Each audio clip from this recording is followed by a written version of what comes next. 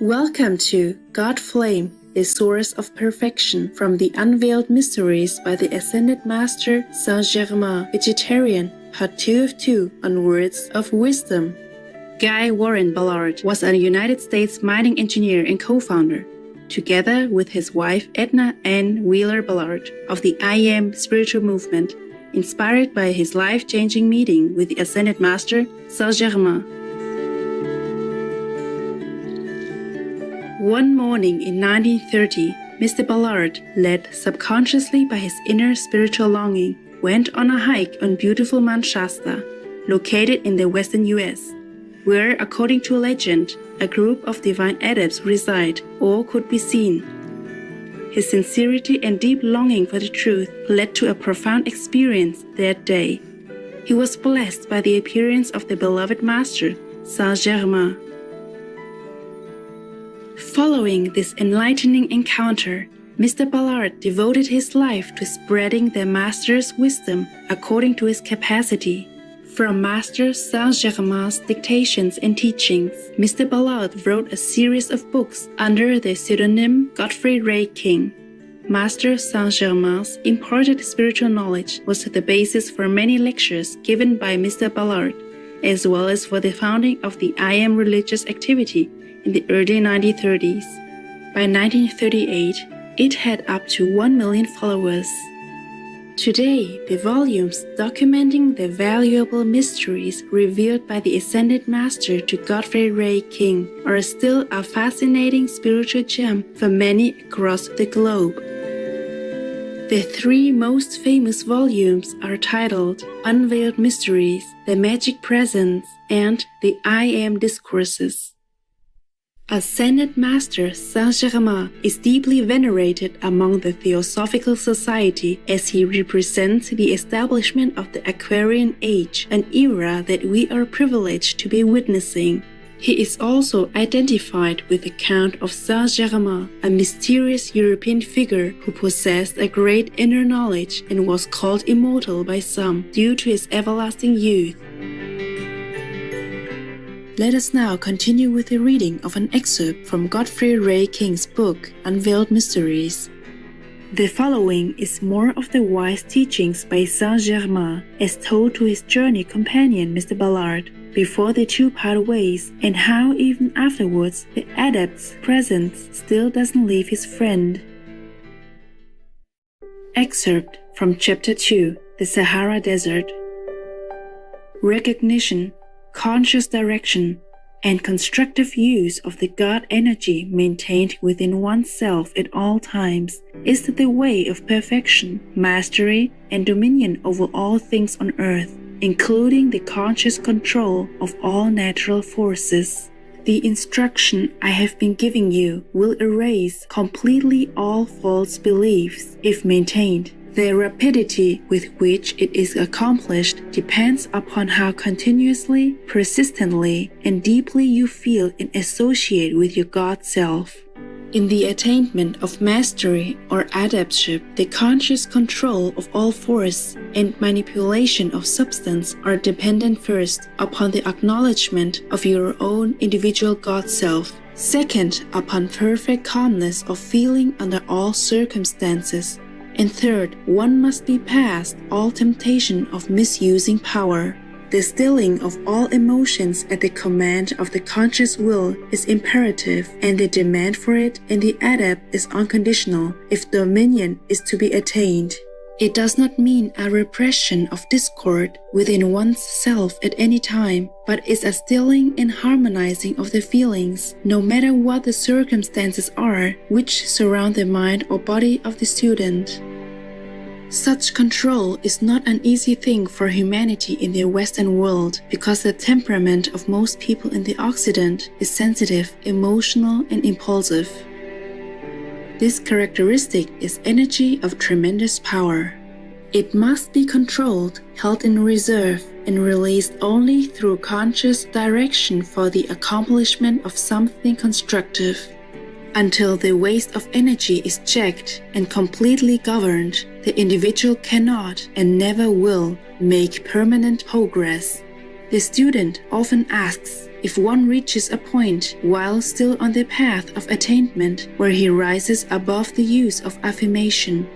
When an individual sincerely uses affirmation, he brings about a full acceptance of the truth of whatever he affirms, for its use is but to focus the attention of the outer mind so steadily upon the truth that he accepts it fully in his feelings, because feeling is the actual God energy released, which manifests the truth affirmed.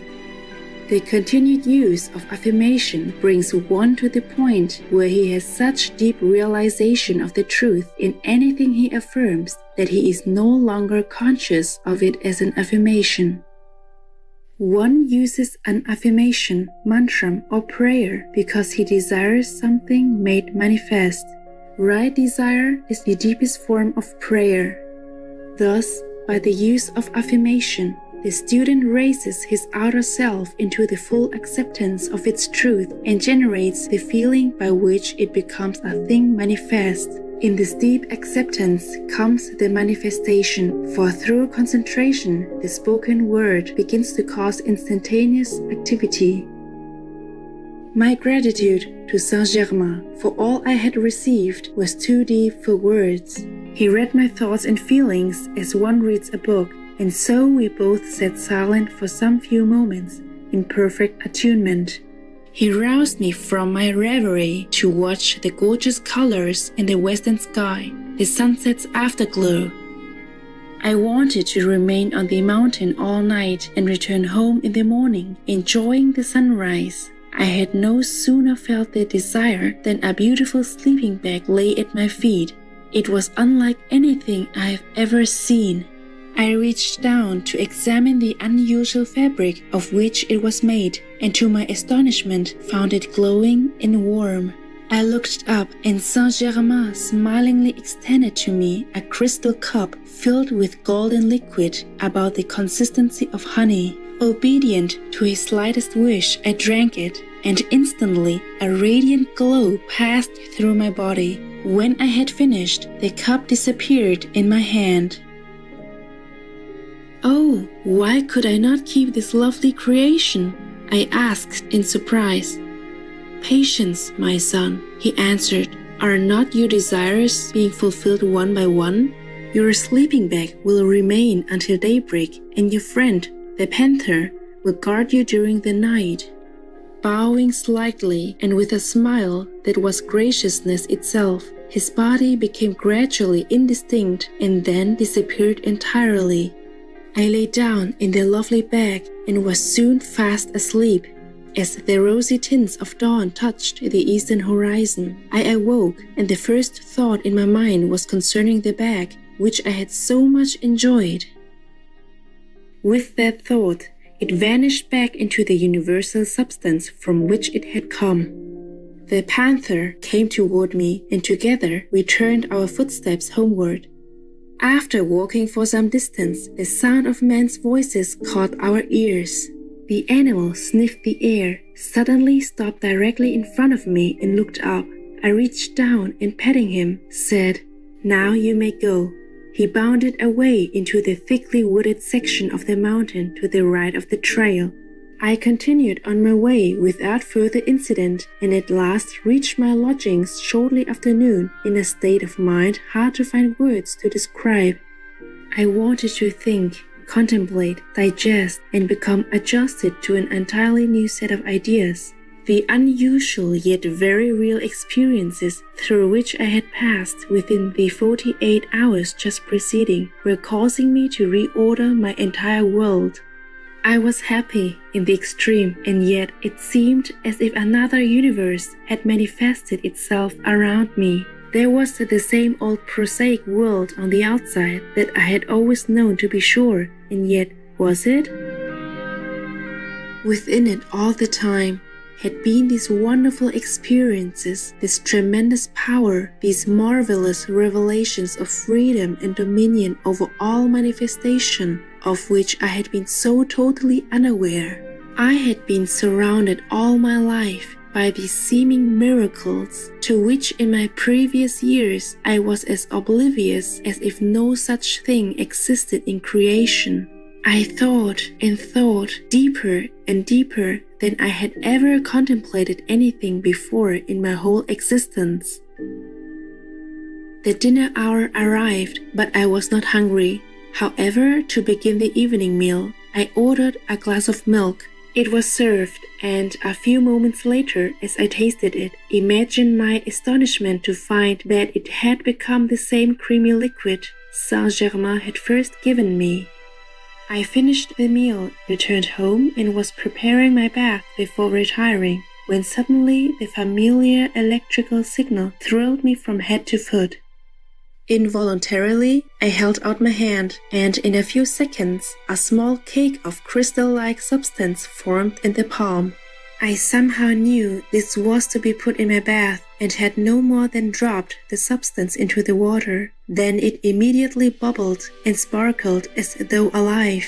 I stepped in, and a tingling sensation thrilled every cell in my body. I felt charged with a high-powered electrical current that illumined and strengthened my whole being.